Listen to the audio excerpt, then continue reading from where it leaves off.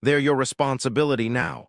My sister left me a note with her abandoned kids. I contacted CPS. Now she was arrested and the kids. My name's Jake.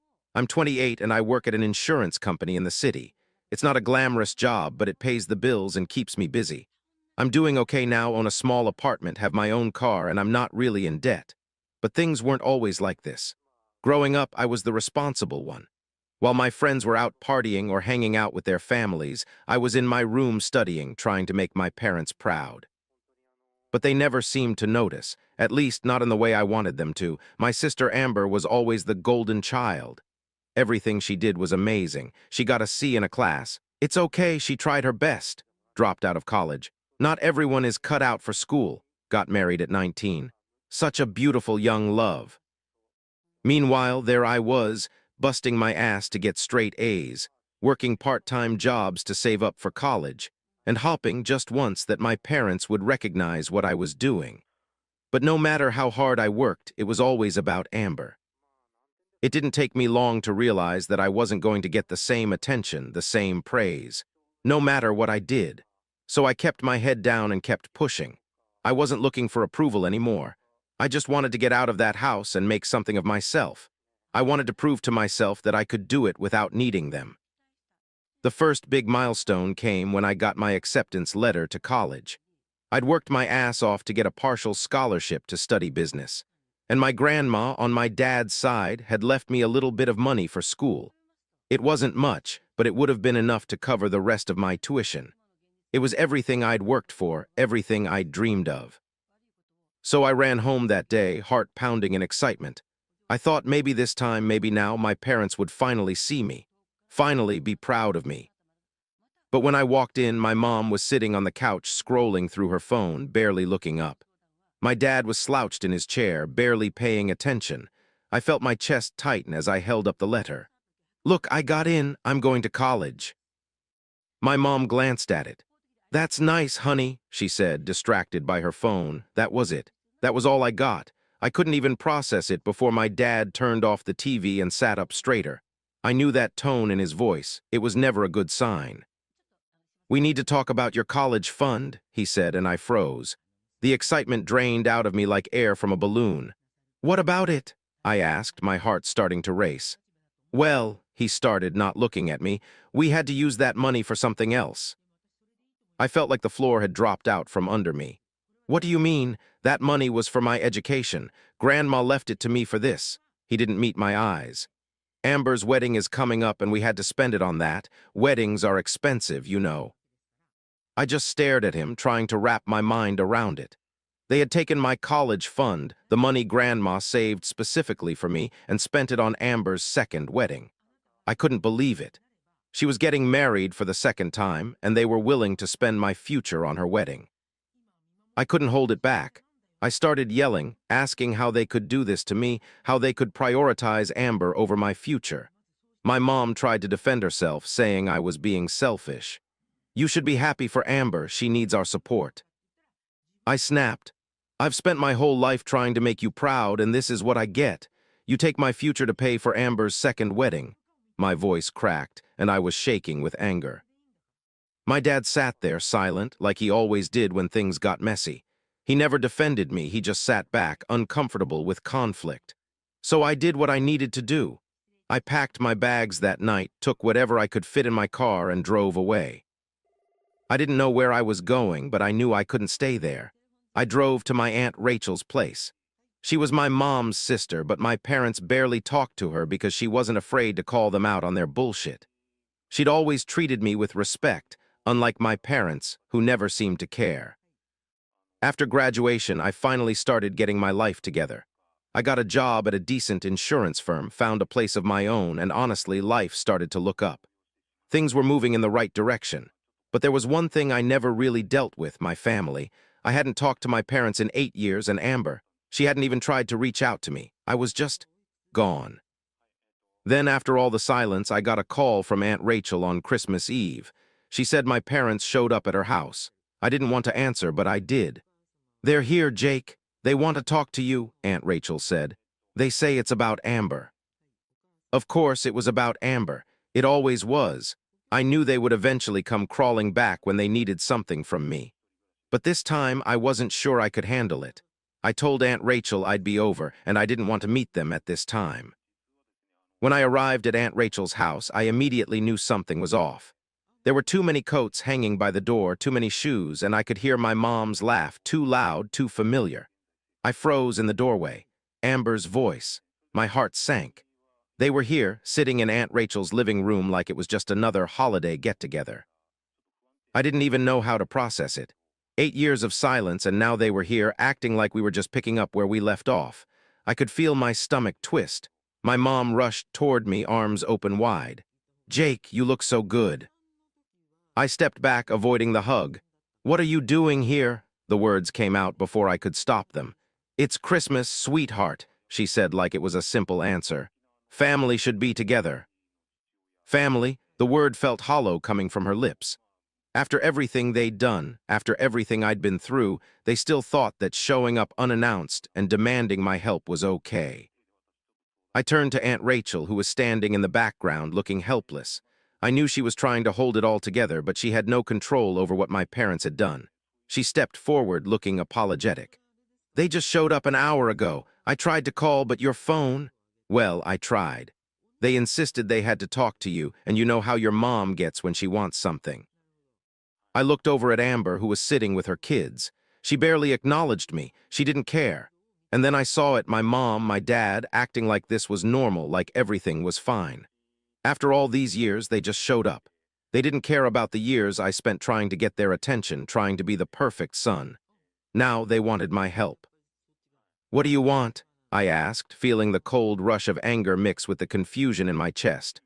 Mom's smile faltered, but she didn't back down. "It's Amber. She's going through something."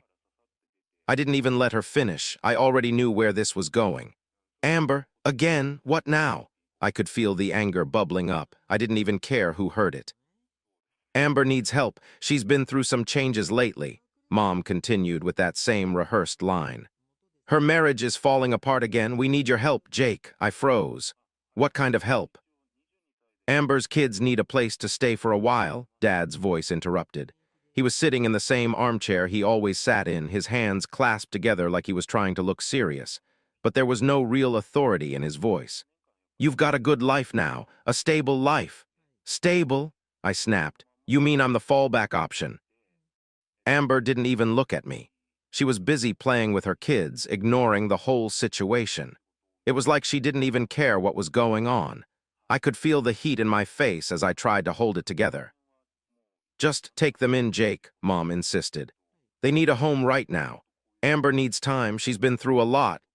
I couldn't believe it. After everything they had done to me, they were asking me to raise Amber's kids, to fix her mess again. I was trying to hold myself back from exploding, but every word they said pushed me closer to the edge. "No," I finally said, shaking my head. "Not like this, not after everything. You're seriously asking me to just take them in like I'm some kind of, I don't know, safety net." Mom looked at me, her face twisting.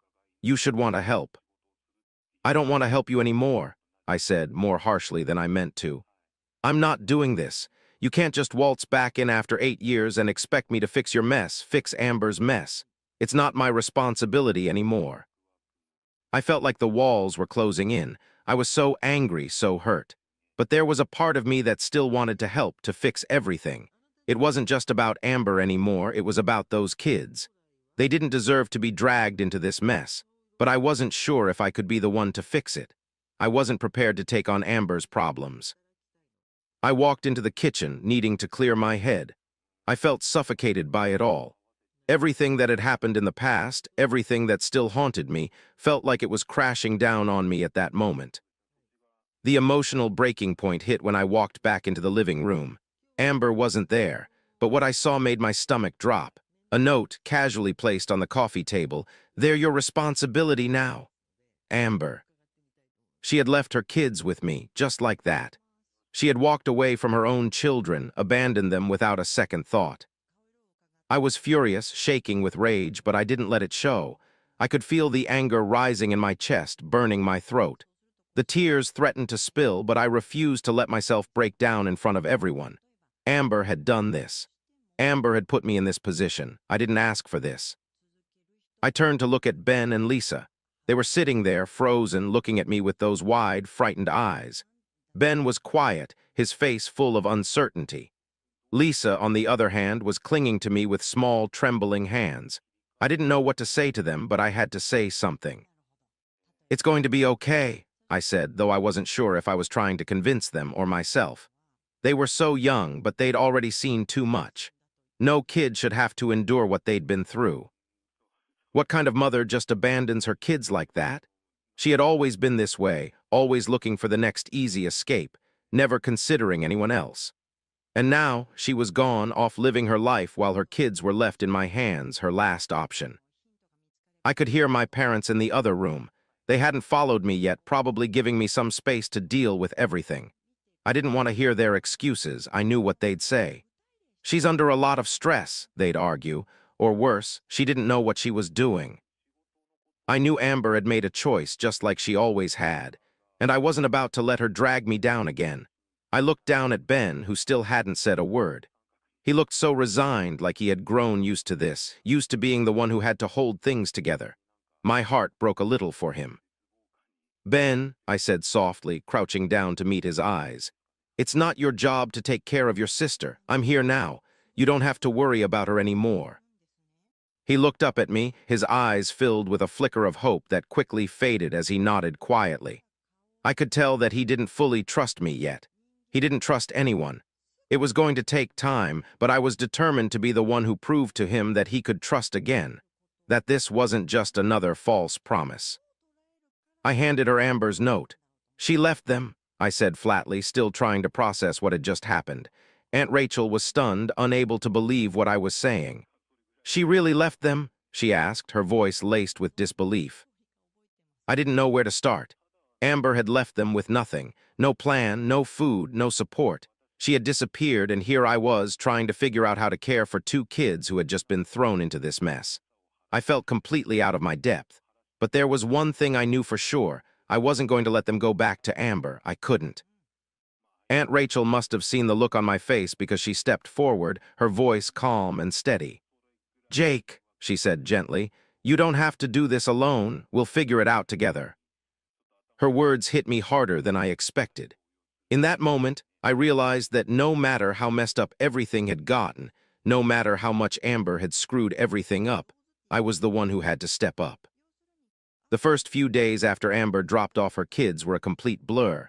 I didn't know what to do, where to turn, or how to make it all feel real. I'd spent my entire life in the shadow of my sister's choices, trying to get recognition for my accomplishments, while she just floated through life without consequence. But now, she'd crossed a line that I could never ignore, and now they were stuck with me. I couldn't just pretend that everything was fine. I knew I had to step up for them. I had to be the one to fix this mess. I didn't have a choice anymore. I went straight into action. I called the legal offices I knew and contacted Child Protective Services, CPS, to make sure everything was documented properly. Amber had abandoned her kids. I wasn't going to let her get away with it.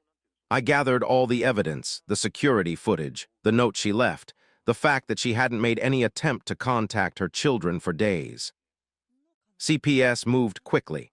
They came to assess the situation, interviewing the kids, taking photos, documenting everything. The fact that Amber was gone, that she had dropped her kids off and vanished, was a clear sign of her negligence. It wasn't the first time she'd abandoned them. Ben and Lisa had been through so much more than any child should have to go through. The more I learned about Amber's actions, the angrier I got. How could she be so careless? How could she throw her children aside like they were nothing more than a burden? I wasn't going to let her off the hook this time. I filed for temporary guardianship, not because I felt sorry for her, but because those kids needed stability. They needed someone to protect them. It hit me harder than I expected. Being legally responsible for Ben and Lisa wasn't something I had planned on, but here I was, dealing with all the fallout of Amber's actions. And my parents? They were still making excuses for her. When my parents showed up at my house after hearing about Amber's arrest, I was ready to lose it. They didn't come to check on the kids. They came to guilt-trip me. They came to tell me that family should stick together and that I shouldn't be so hard on Amber. They acted like I should just forgive her and take the kids in without a second thought.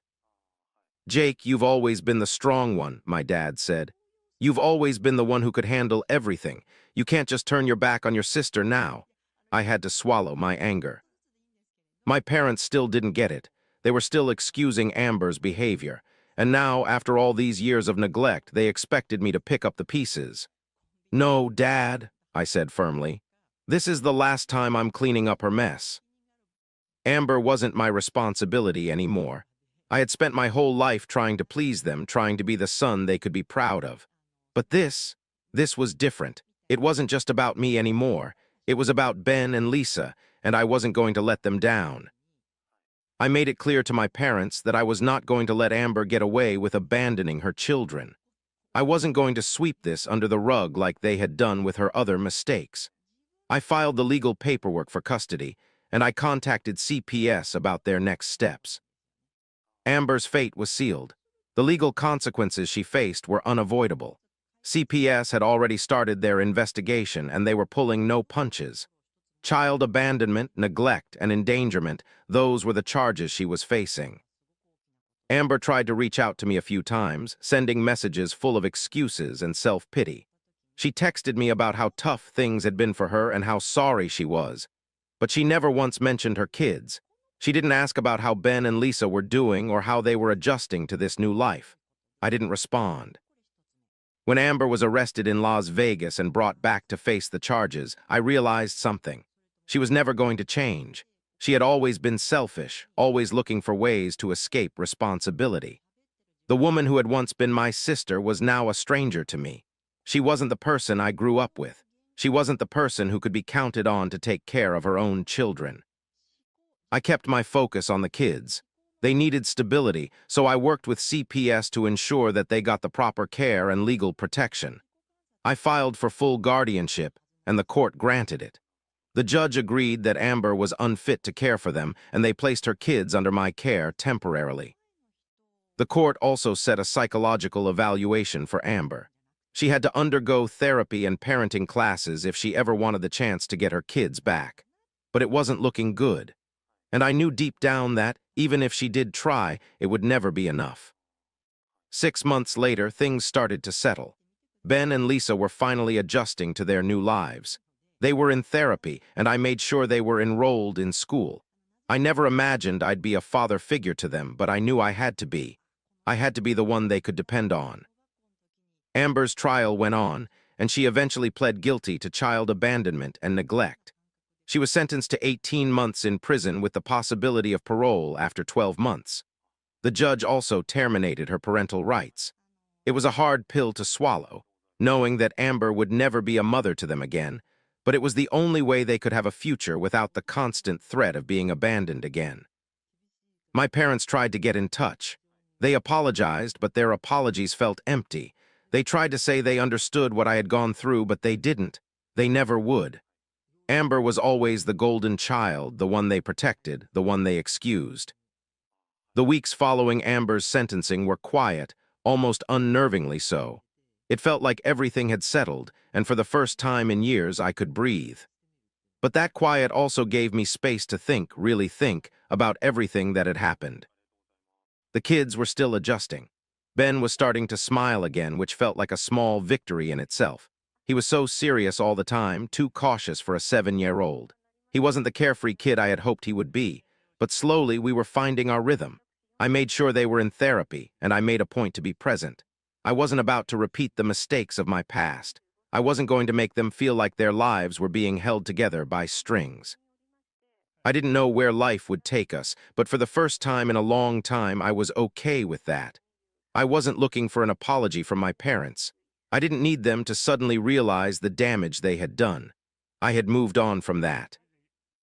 "You're not ready to be a father," my girlfriend's father said, as he handed me a $2 million contract to give up my child, and she just let him. They never expected I'd have the power to fight back. So this happened yesterday, and I'm still processing it. You might not believe it, but I swear I'm telling the truth. I've been with Olivia for almost 2 years.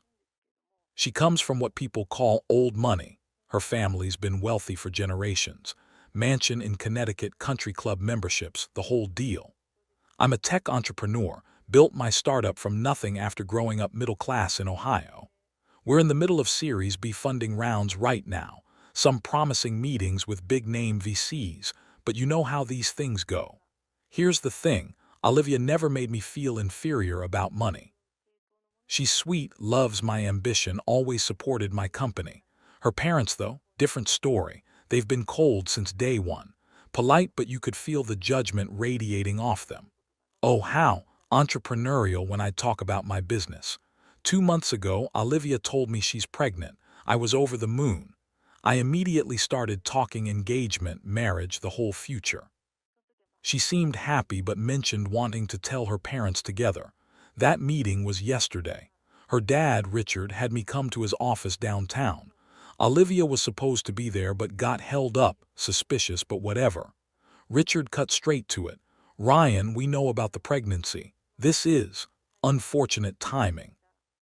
I was thinking he was worried about us being unmarried, so I started explaining how I wanted to marry his daughter, how much I loved her. He held up his hand. That won't be necessary. We've prepared something. He slid a folder across his desk. A solution that benefits everyone. I opened it and my stomach dropped through the floor. It was a contract. $2 million for me to cease all contact with Olivia and relinquish any and all parental rights to the unborn child. There were clauses about never contacting them again, never claiming paternity, essentially disappearing from their lives completely. This is more money than your little company will probably ever make, he said. Think practically. You're not ready to be a father.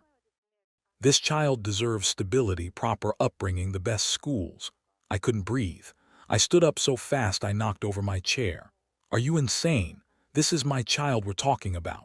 Biologically, yes, but parenthood is about more than biology. It's about providing opportunities you simply cannot offer. I told him exactly where he could shove his money and stormed out. Called Olivia immediately, but she didn't pick up. Texted her to call me ASAP, that we needed to talk about what her father just did.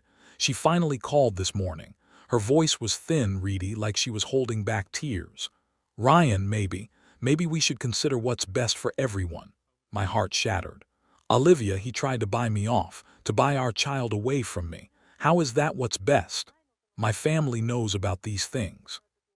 They've seen what happens when people from different backgrounds try to make it work. Maybe it's better if I hung up. I couldn't listen to another word of that bullshit. Read it? What the actual heck? Am I crazy for being furious? Is this normal rich people behavior? Because right now I feel like I'm living in some dystopian nightmare where you can just buy people's children. I love this woman. I love this baby I haven't even met yet. But hearing her even consider this, I don't know what to think anymore. Update 1.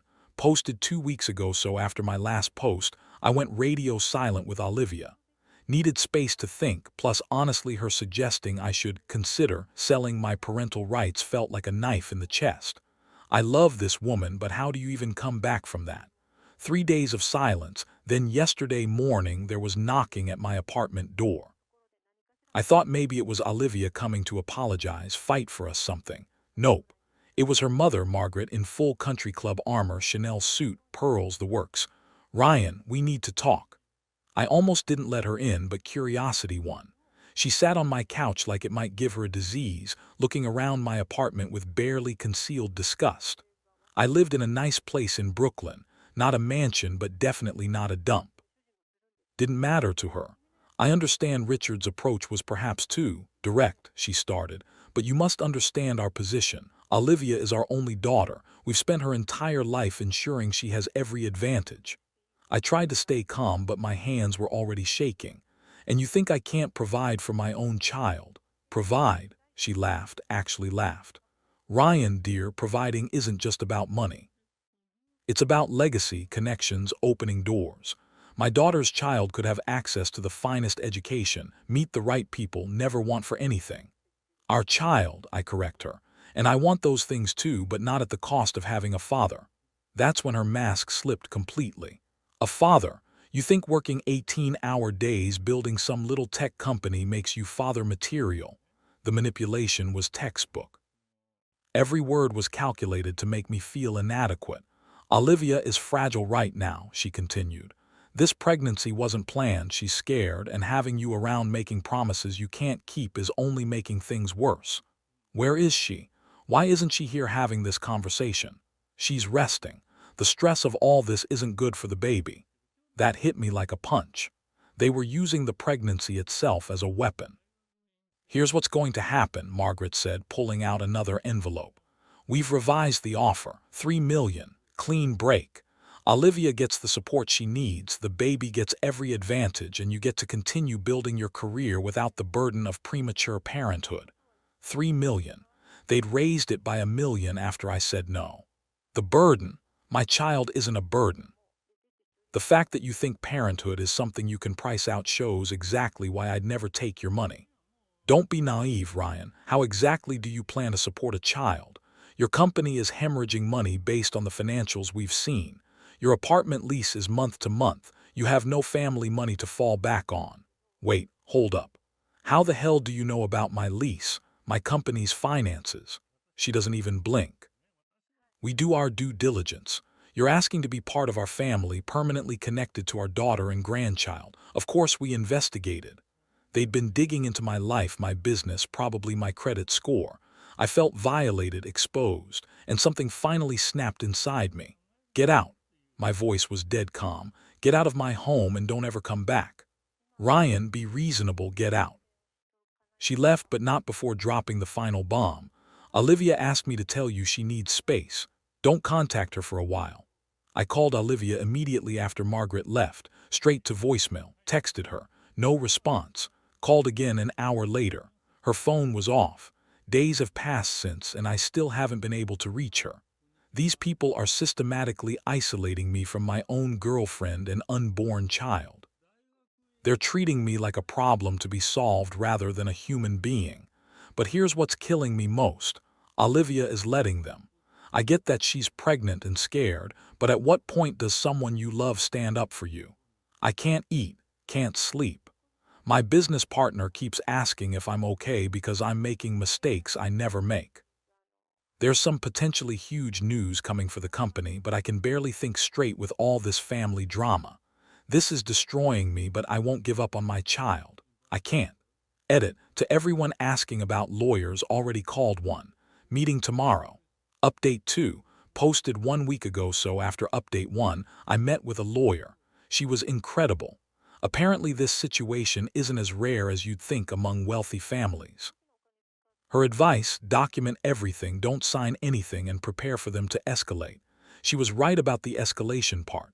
2 days ago, Olivia finally called. Her voice sounded weird, hollow almost. Ryan, can you come over? We need to talk face to face. My heart jumped. Finally, maybe she'd realized how messed up her family was being. Maybe she was ready to fight for us. I get to her family's house. First time I'd been invited inside. Should have been a red flag, and it's not just Olivia waiting. It's a full intervention. Olivia, both parents, and some older guy in an expensive suit who introduces himself as the family advisor. They had me sit in this formal living room that felt like a courtroom. Olivia was sitting stiffly beside her mother, clutching her stomach with both hands. Her eyes darted to her father every time he spoke, like she was waiting for a cue. She wouldn't even look at me directly. Richard starts with his whole "we're reasonable people" bullshit, but the family advisor cuts him off. This guy was clearly the heavy they'd brought in. Mr. Reed, he says, pulling out a leather portfolio, we've completed a thorough assessment, not just of your business, but of what Olivia stands to lose. He spreads documents across the coffee table. Trust fund statements, investment portfolios, property deeds. This trust fund has been growing since Olivia was born, currently valued at $32 million. It becomes hers at 30 provided she meets certain conditions. What conditions? Marriage to an approved partner, someone who contributes to the family's legacy. He pointed to a clause highlighted in yellow.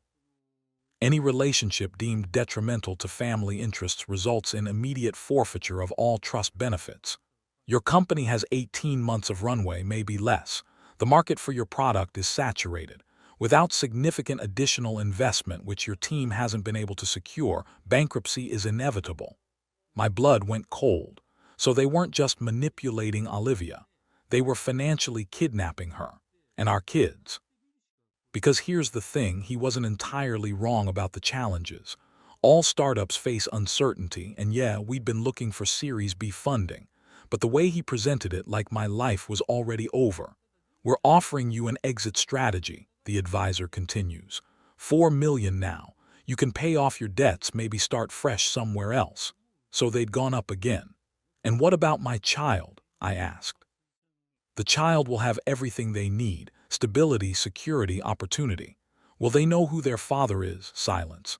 Then Richard spoke up. We think it's better for everyone if the child grows up believing their father died in an accident. Clean, simple, no complications. I actually laughed. The absurdity of it hit me so hard I couldn't help it. You want to fake my death? Not literally, Margaret said quickly. Just let the child believe their biological father passed away before they were born. It's cleaner than abandonment. These people wanted to erase me from existence. Not just remove me from their lives, but rewrite history so my own child would never know I existed. That's when I finally looked at Olivia. Really looked at her. She was crying silently, tears just streaming down her face, but she still hadn't said a word. Her hands were shaking. Olivia, I said as gently as I could. Look at me, please. She finally did, and what I saw broke my heart. Fear, pure terror in her eyes, like she was drowning. Tell me what you want, I said. Not what they want. What do you want? Her mouth opened, closed, then opened again. She flinched, her eyes going wide, like I just asked her to betray state secrets. For a second, just a second, I saw the woman I fell in love with struggling to surface. I want. She started, her voice barely a whisper, then she looked at her parents, that flicker of terror returning. I want what's best for the baby, she finished, the words sounding hollow, like an echo of her father's earlier statement. Her mother gave her a subtle, approving nod. And you think what's best is for your child to never know their father? I asked. I think. She was really crying now. I think maybe you should take the money, Ryan. Maybe it's better for everyone. That's when it hit me. They hadn't just isolated me from Olivia, they'd broken her. Months of pressure, fear, manipulation. They'd convinced their own daughter that the man she loved, the father of her child, was the problem. I stood up. I'm not taking your money, I'm not signing your papers, and I'm sure as hell not pretending to be dead so you can pretend I never existed. The family advisor leans forward. Mr. Reed, I don't think you understand the resources at our disposal. We can make your life very difficult. Are you threatening me? I'm explaining reality. Fighting us will be expensive, emotionally draining, and ultimately futile. We will tie you up in court for years. Take the money. I looked at each of them and realized this conversation was going nowhere. Then I looked at Olivia one more time. I love you, I told her, and I love our child. I'm not giving up on either of you, no matter what they threaten me with, but I need to know you want this too. I can't do this alone, Olivia. I walked out. Haven't heard from any of them since. But 3 days later, my phone rang at 2 a.m. Olivia's voice was barely a whisper. Ryan, I'm in the bathroom. They took my phone, but I found my old one hidden in my jewelry box. Jesus, Olivia, what's happening? Are you okay? I can't do this anymore. They're watching me constantly. They've hired someone to monitor my internet usage, my location, everything. I feel like I'm suffocating. Then leave, come stay with me. We'll figure this out together. I can't. They showed me what happens if I leave. The trust fund, the inheritance, everything. They said they'd have you investigated for stalking if I contact you. They said they'd prove you're dangerous. But you know that's bullshit, right? You know I'm not dangerous. You know they're lying. A long pause. Yes, she whispered. I know they're wrong about you. I know what they're doing to you is horrible and unfair and cruel. My heart jumped. Finally, she was seeing clearly. Then fight back with me. We can, but I can't risk it, Ryan. I can't risk losing everything. What if we don't make it? What if you change your mind about me? At least this way, our baby will have security. I felt like she'd punched me in the gut. So you'll let them destroy me even though you know I don't deserve it. I'm sorry, her voice broke completely. I'm so sorry. I know they're wrong. I know you're a good man. I know you love me and the baby, but I can't. I just can't, maybe. Maybe it's easier to just let them handle everything. The line went dead. When I called back, the number was disconnected. Read it, this broke something in me. It's one thing when someone is manipulated and can't see the truth. But Olivia sees everything clearly. She knows her parents are wrong, knows they're destroying an innocent man, knows I love her and our child. And she's choosing to let it happen anyway because it's easier than standing up to them. I kept telling myself she was just another victim, that I needed to save her too. But you can't save someone who won't save themselves, especially when they'll throw you under the bus to avoid confronting their own family. Jake, my business partner, has been covering for me at work while I deal with this mess.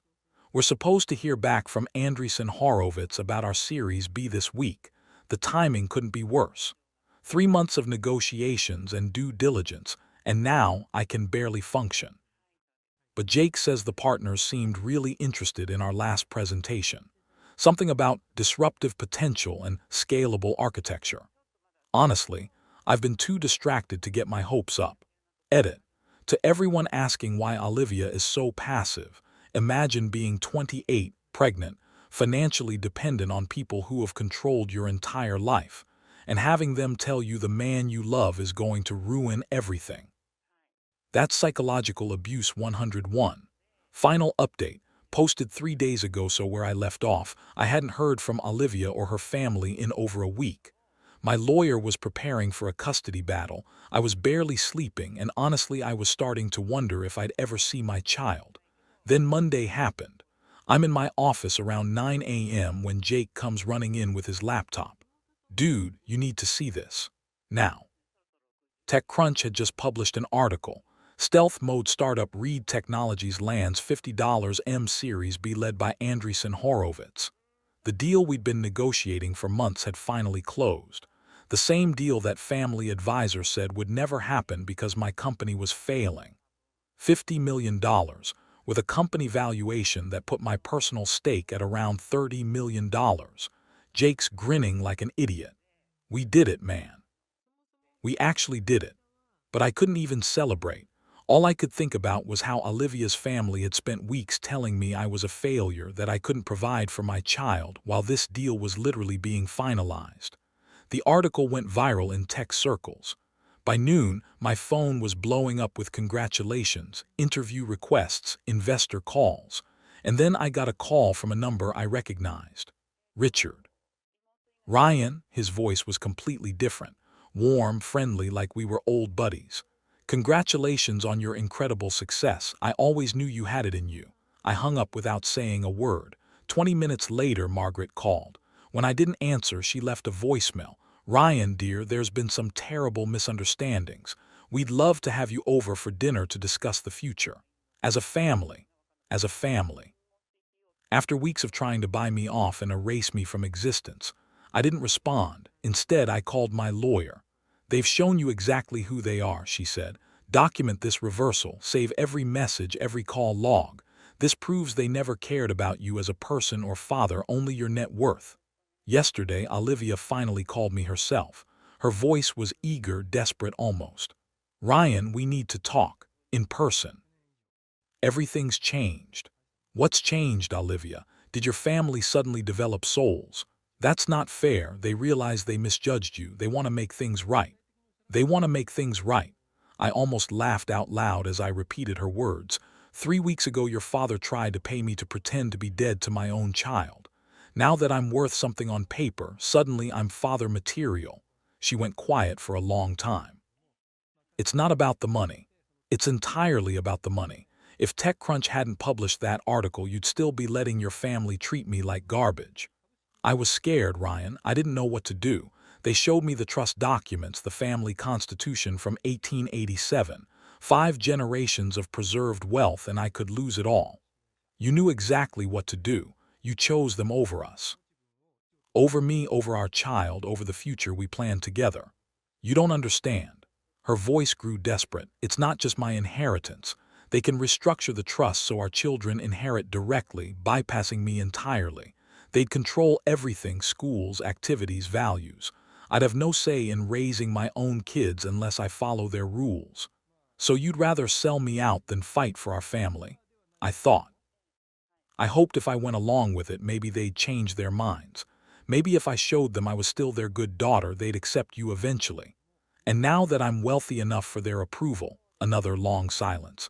Then, barely audible, yes, they're saying the trust restrictions don't apply anymore, that your success proves you're suitable genetic material for the family line.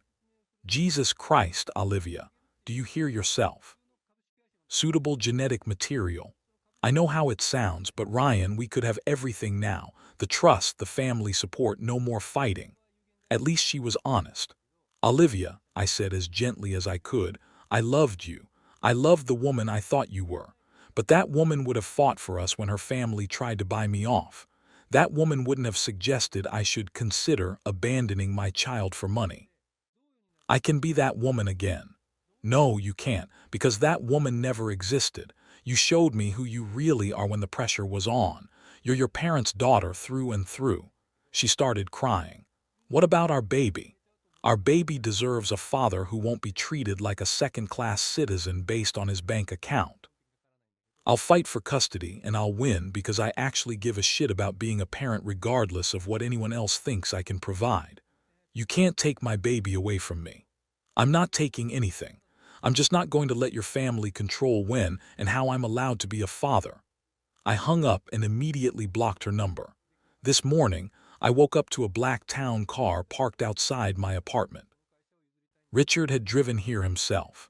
He sat out there for 3 hours, occasionally stepping out to buzz my apartment. I didn't answer. When he still wouldn't leave, I told him through the door I'd call the police if he didn't go. That finally worked. My lawyer is filing for paternity rights and partial custody as soon as the baby is born.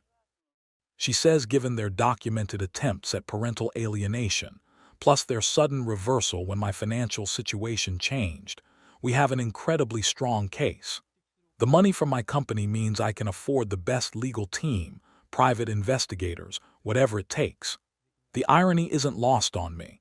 Their greed and manipulation just gave me the exact resources I need to fight them.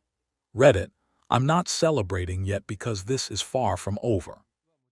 But for the first time in weeks, I feel like I can breathe. These people showed me exactly who they are.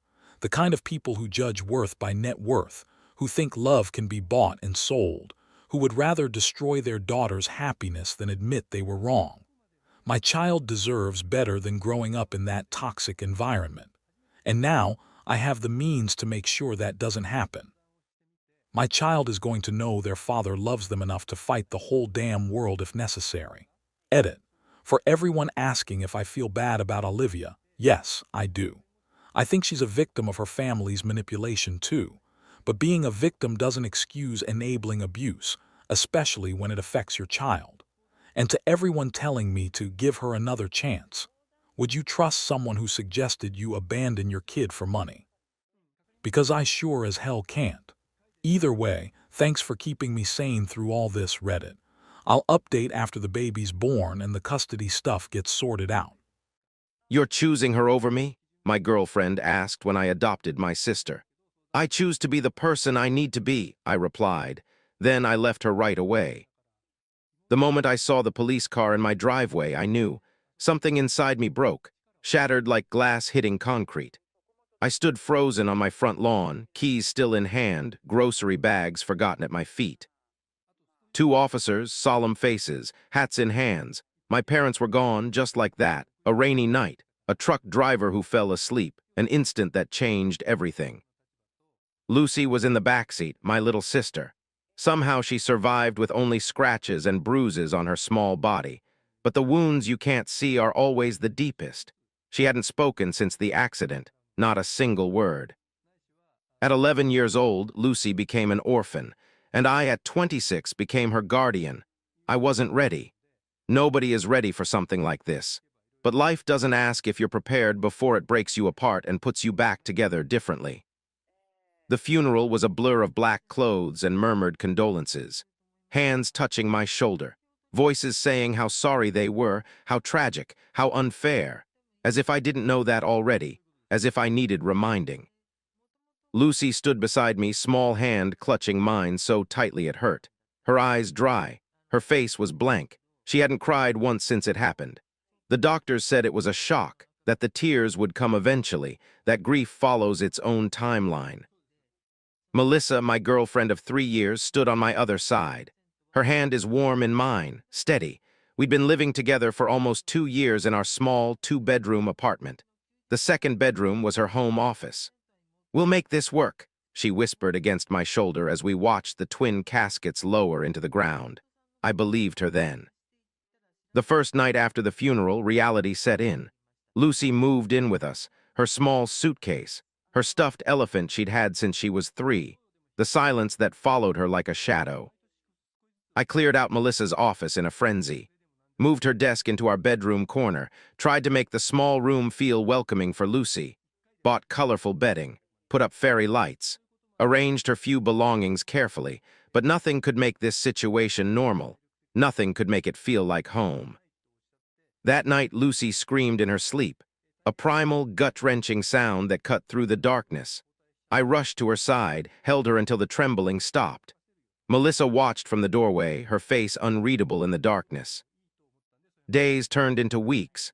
Lucy followed me around the apartment like a ghost, silent, watchful. She would only eat if I was sitting beside her, would only sleep if I read to her first, my voice filling the emptiness of her new bedroom that used to be Melissa's office.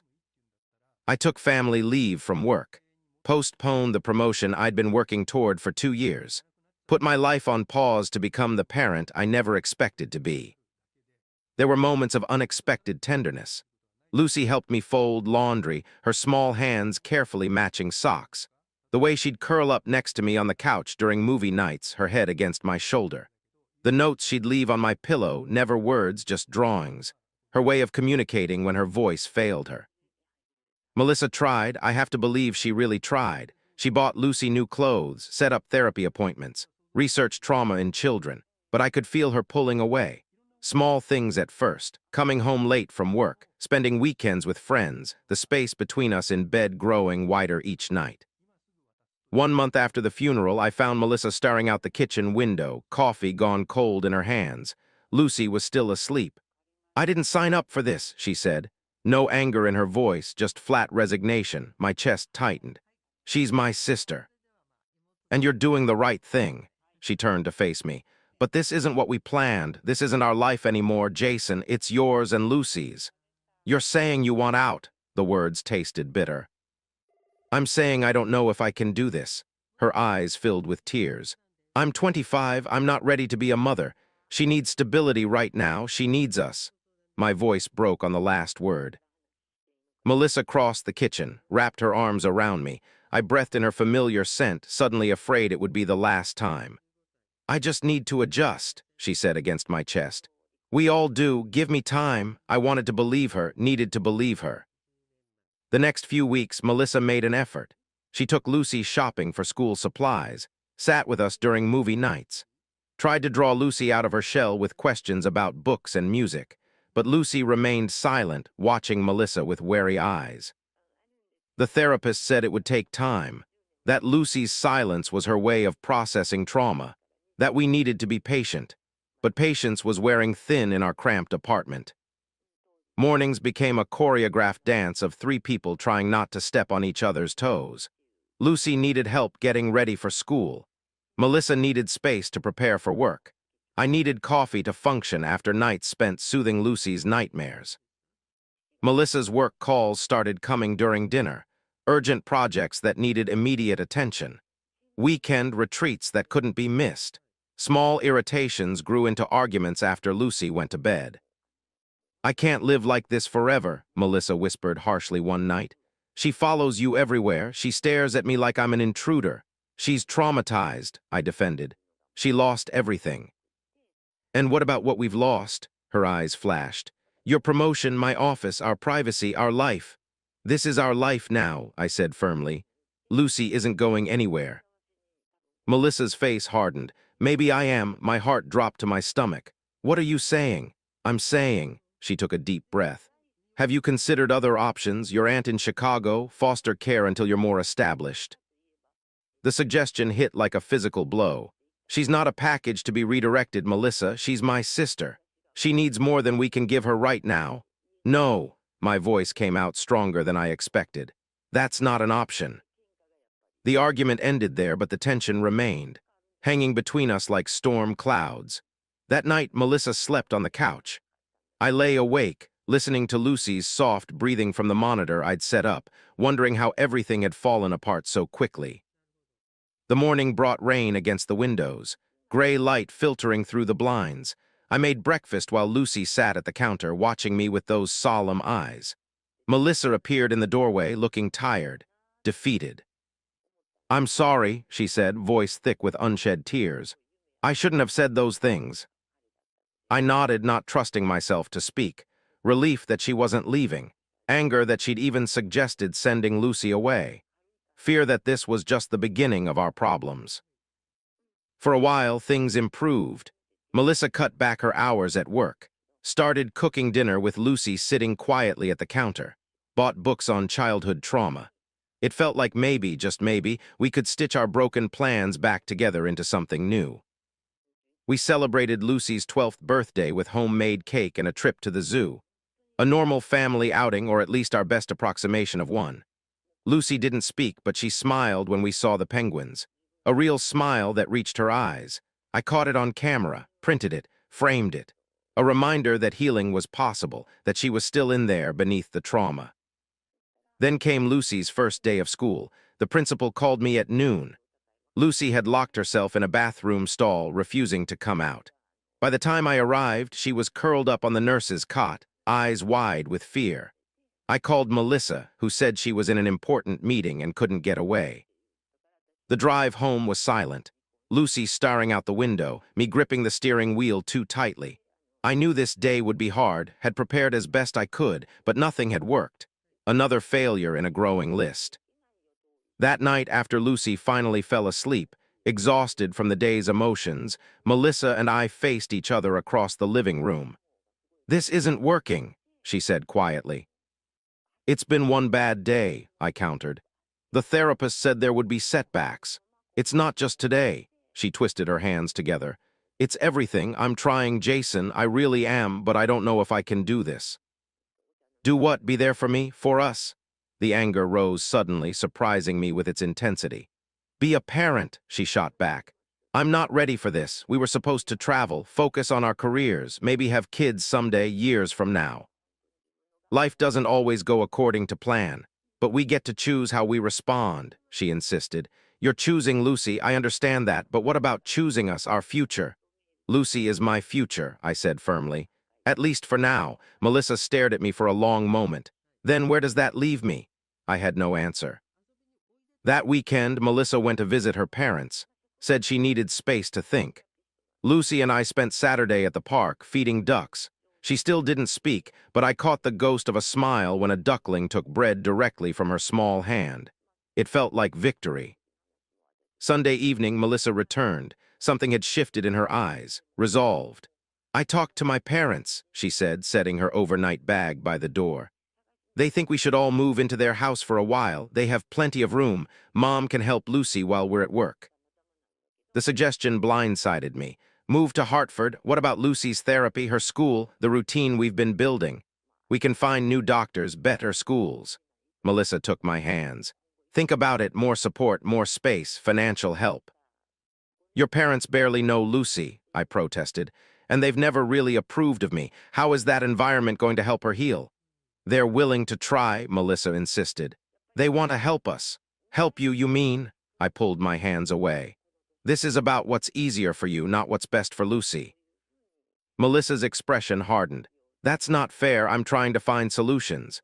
"Solutions to what? The inconvenience of my traumatized sister. To the impossible situation we're in." Her voice rose, then she caught herself, glancing toward Lucy's bedroom. "We can't keep living like this. Something has to change." "I agree." My voice was steady despite the storm inside me. "But moving Lucy again away from her support system isn't the answer." The argument circled endlessly. No resolution in sight. That night, Melissa slept in the bedroom. I took the couch. The distance between us measured in more than just feet. On the third day, I came home early from work. The apartment was silent. Lucy should have been home from school hours ago. Panic seized my chest. I called Melissa. No answer. Checked my messages. Nothing. I was reaching for my keys to go searching when I heard the apartment door open. Melissa walked in, holding Lucy's hand. My relief quickly turned to confusion. "Where were you?" I demanded. "We went to see St. Catherine's," Melissa said calmly, too calmly. The name wasn't familiar. "What's St. Catherine's?" "It's a group home for children with special needs. They have therapists on staff, round-the-clock care." The blood drained from my face. "You took Lucy to an orphanage." "It's not an orphanage," Melissa corrected, still in that maddeningly calm voice. "It's a residential treatment facility. They specialize in trauma cases." I looked at Lucy. Her eyes were wide, face pale. Whatever she'd seen had terrified her. I knelt in front of her, checking her face, her hands, as if I could see the damage on her skin. "Are you okay?" I asked softly. For the first time in months, Lucy spoke. One word so quiet I almost missed it. "No." Something inside me broke all over again. I gathered Lucy in my arms, felt her small body trembling against mine. Over her head, I stared at Melissa. "How could you do this?" My voice was barely controlled. "Behind my back." "I'm trying to help," Melissa insisted. "You won't consider alternatives. You won't even discuss options. Someone had to do something. Not your decision to make." I kept my arms around Lucy, protective. "Not even close." "Jason, be reasonable. We can't provide what she needs. The people at St. Catherine's." "Stop. You had no right," I said, voice shaking with anger. "No right to take her there without discussing it with me, without my permission." "I'm trying to save our relationship," Melissa's composure finally cracked. "Can't you see that? Everything is falling apart. You're right about that." A strange calm settled over me, clarity. "It is falling apart. Jason, please," her eyes filled with tears. "I love you, I want us to work, but we need help." "No, Melissa, you need what you've always needed. A life that follows your perfect plan, a partner who doesn't challenge that plan." I took a breath. "Lucy needs me, and I need someone who understands that she comes first right now." "You're choosing her over me?" Disbelief colored her voice. "I'm choosing to be the person she needs, the person I need to be." I stepped back. "And clearly that's not someone you want to be with." "You don't mean that?" Her voice wavered. "We can fix this. You took my traumatized sister to an orphanage, Melissa, without telling me. What exactly do you think we can fix after that?" The silence stretched between us, filled with 3 years of memories, plans, promises, all dissolving like salt in water. "I'll stay with Jen tonight," Melissa finally said. "Give you some space." I nodded, already turning toward Lucy's room, toward the only thing that felt certain anymore. The weight of responsibility pressed against my chest, making it hard to breathe. I had no idea what I was doing. No map for navigating this new territory, only the certainty that I couldn't abandon her. The next week passed in a blur. Melissa came by when I was at work to collect some clothes, left a note saying she was staying with her friend until we could talk rationally. I focused on Lucy, who had begun whispering occasional words to me. "Only me, progress," the therapist said, "a breakthrough." 2 weeks stretched into 3, then 4. Melissa's presence in our apartment faded. Her toiletries disappeared from the bathroom, her books from the shelf, her clothes from the closet, silent erosion. Each absence was a small wound. I told myself it was for the best, that we needed space to figure things out, but deep down I knew that something fundamental had broken between us, something that couldn't be fixed with time or distance. After 2 weeks, Melissa returned to pack more of her things. We spoke briefly, awkwardly, like strangers sharing an elevator. She said her parents had offered to let her move back home while she figured things out. Said again that the offer extended to Lucy and me. I declined. "This is really what you want?" she asked, standing in the doorway with a suitcase in hand. "To throw away everything we built?" I looked at her, really looked at her, and saw for the first time how different our visions had always been. I loved Melissa, who talked about adventure and spontaneity. But when life took an unexpected turn, she couldn't adapt. Couldn't see that sometimes the greatest adventures aren't the ones you choose. "I think we want different things," I said simply. "We always have." She left without another word. The quiet after she was gone felt both empty and full, a space to fill with new routines, new memories, a blank canvas, terrifying and exhilarating all at once. Rebuilding our lives wasn't easy. I transferred to a position with more flexible hours, found an apartment closer to Lucy's school, set up regular video calls with her therapist, created new routines in our new space. There were dark days, days when Lucy retreated back into silence, days when I questioned every decision, days when the weight of responsibility felt too heavy to carry. But there were bright days too, small victories that kept us going. The first time Lucy laughed at a movie we were watching, a genuine belly laugh that caught us both by surprise. The evening she voluntarily sat down and did her homework without prompting. The morning she asked for pancakes for breakfast. Simple words, monumental progress. 3 months after Melissa left, Lucy had her first full conversation with me. Sitting on our small balcony watching the sunset, she asked about our parents. Simple questions at first. What was Mom's favorite color? Did Dad really know how to juggle? Memories that weren't painful, safe territory. Mom liked yellow, I told her. Remember how she always had those yellow curtains in the kitchen? Even when they went out of style, she kept them. Lucy nodded, a small smile playing on her lips. She said they made every day sunny. The words hit me like a physical force. That's right, I managed, my voice thick with emotion. She did say that. Lucy looked at me, really looked at me for the first time in months. I miss them. Me too, Luce. I wrapped an arm around her small shoulders. Every day, but I'm glad I'm with you, she whispered. At that moment, I knew we'd be okay. Different, yes, changed, certainly, but okay. 6 months later, she joined a youth theater group, started making friends, started laughing again, started living again instead of just surviving. Sometimes I think about calling Melissa, telling her about Lucy's progress, about how my sister performed in her school play, voice clear and strong on stage, about how she's sleeping through the night now, about how the therapist says she's resilient, a survivor. But what would be the point? Melissa made her choice. I made mine. Melissa couldn't understand that. She wanted our life to follow a predictable course. Safe. Planned. But the best things in my life now came from an unexpected turn, from the tragedy, from picking up the broken pieces and building something new. Lucy and I aren't a conventional family. We're still learning how to navigate our new roles, still healing, still figuring it out one day at a time, but we're doing it together. And somehow, against all odds, that feels exactly right. Life doesn't always go according to plan. Sometimes it breaks you apart completely.